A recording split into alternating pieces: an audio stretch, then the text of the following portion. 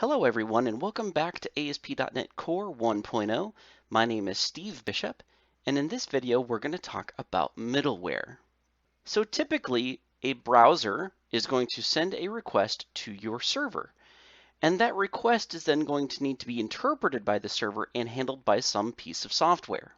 Now first, that request is attached to something called a context object.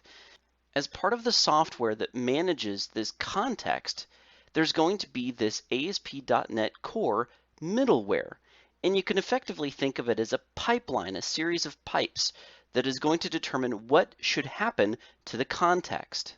So first, the request is passed along to the first pipe, and the first pipe interprets the context and checks out the request and sees if there needs to be some sort of response added to the context. If there's no immediate response that should be handed back to the server, then the context is simply passed along to the next pipe in the pipeline. This continues again to the next piece of middleware, whatever it might be, so the context continues to be passed along through the pipeline. Now, it's entirely possible that at the end of this pipeline, there has been no response formed, and that will cause a 404 return back to whoever was making the request. However, at any one of these junctions, at any one of these pieces of middleware, there may be a response that needs to get passed back, and it could happen at any one of these junctures. So sometimes a piece of middleware will not pass along the context to the next piece. Instead, it says, okay, I have a response now.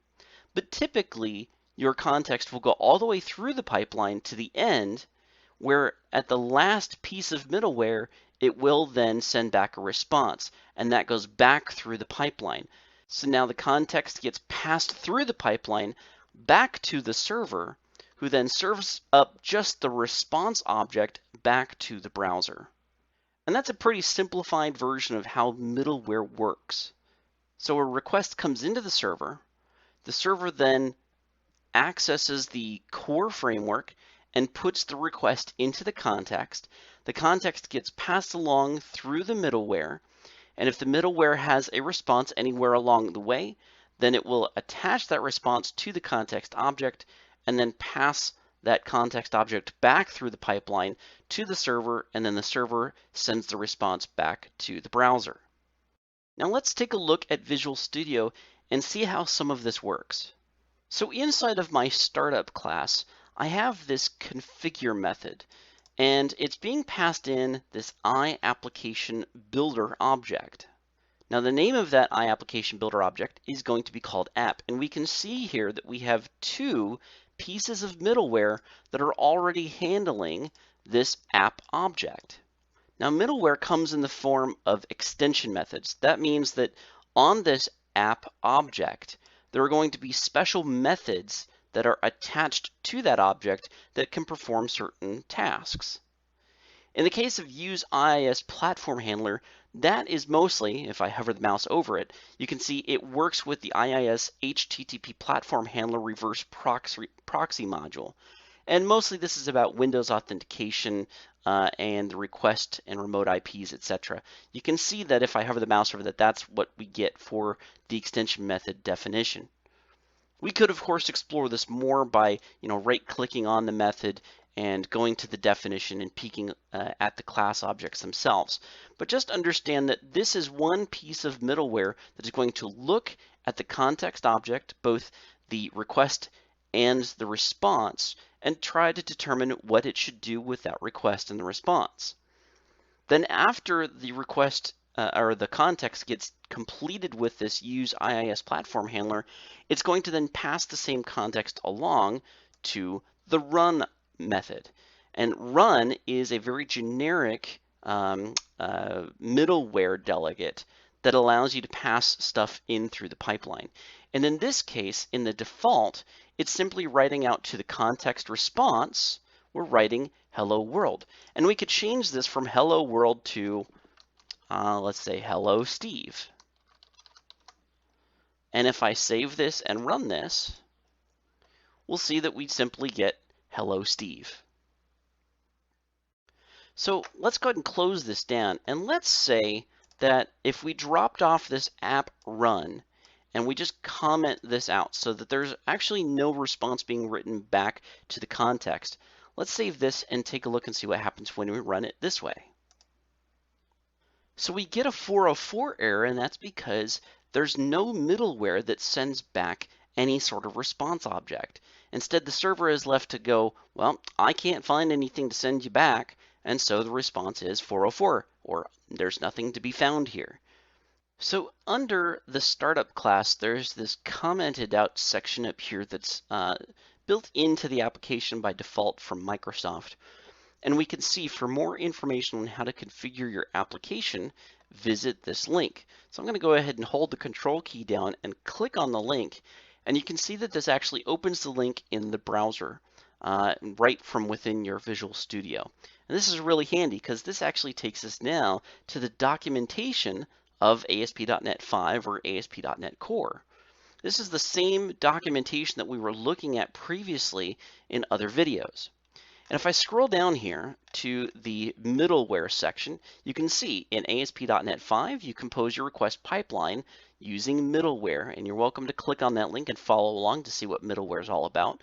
But I just want to show you that you generally use, notice use is in quotation marks, middleware by invoking a corresponding extension method on the iApplication builder in your configure method. And that's what we've been looking at. We've been looking at the iApplication builder object called app from within our configure method. And here is use. You'll notice that after the app object, we're using .use IIS platform handler. And that's where the use was in quotation marks, because typically middleware, when you want to apply it to your application, it starts with the keyword of use to describe the extension method. So if I go back to the documentation, I'm going to click on the diagnostics link right here.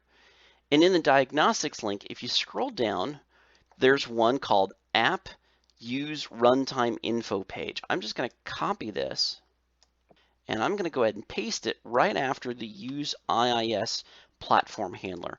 And it is important to recognize that you should be trying to think of the flow of how you want your context to be handed down between one piece of middleware to the next.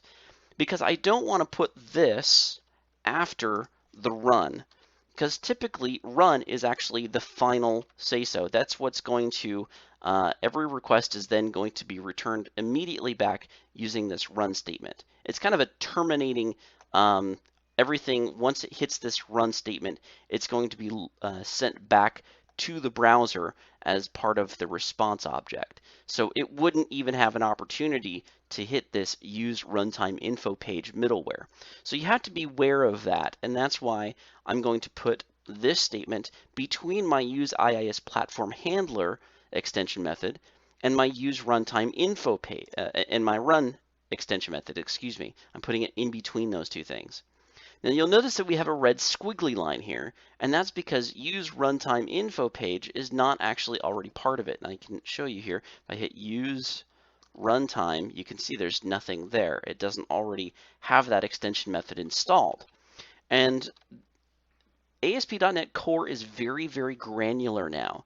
So things are only on here that you absolutely need. And when we talk about dependencies a little bit later on, you'll see that the dependency list is very, very small. And that's the whole point of ASP.NET Core, is to be much, much smaller and slimmer and only use those components you need for your application and not bloat it with all of this extra .NET classes. So here's my use runtime info page extension method. And one neat thing that they've added here is that in some cases, if I just simply hit control period, the IntelliSense can tell me, hey, you need to actually add a NuGet package. And that hasn't really existed much in the past, where you can actually request the package right from within IntelliSense. So I'm going to go ahead and click on this IntelliSense, and we'll see up here, restoring packages one project. So it's going through, and just by simply, using the IntelliSense, it goes out and downloads the references that I need in order to use this use runtime info page extension method. I'm going to go back to the documentation real quick, and you can see the default path for the runtime info page is just /runtime info. So if I save this, and let's go ahead and run the application now, we can see that our response is hello Steve. And the context has been passed along from II's platform handler to use runtime info page and then onto the run extension method where we got the hello Steve. But now we have added this default path of runtime info. If I go /runtime info now on my browser, we can see that we get the environment information for the runtime. So the runtime version, the architecture is 32-bit, the runtime type is CLR, and here's all of my different classes and packages that are installed, etc. So let me close that down. So you get a lot of interesting runtime information, and this just pulls up simply the page of diagnostics information that is attached because we included this runtime info, this use runtime info page middleware. Now, pretty soon we're going to need to add MVC to this because right out of the box, ASP.NET Core doesn't know that we want to use MVC or the Web API. It's only going to simply handle requests and send responses. The MVC is a piece of middleware that handles the request and a response. And so at some point down the road here, we're going to need to add that MVC middleware.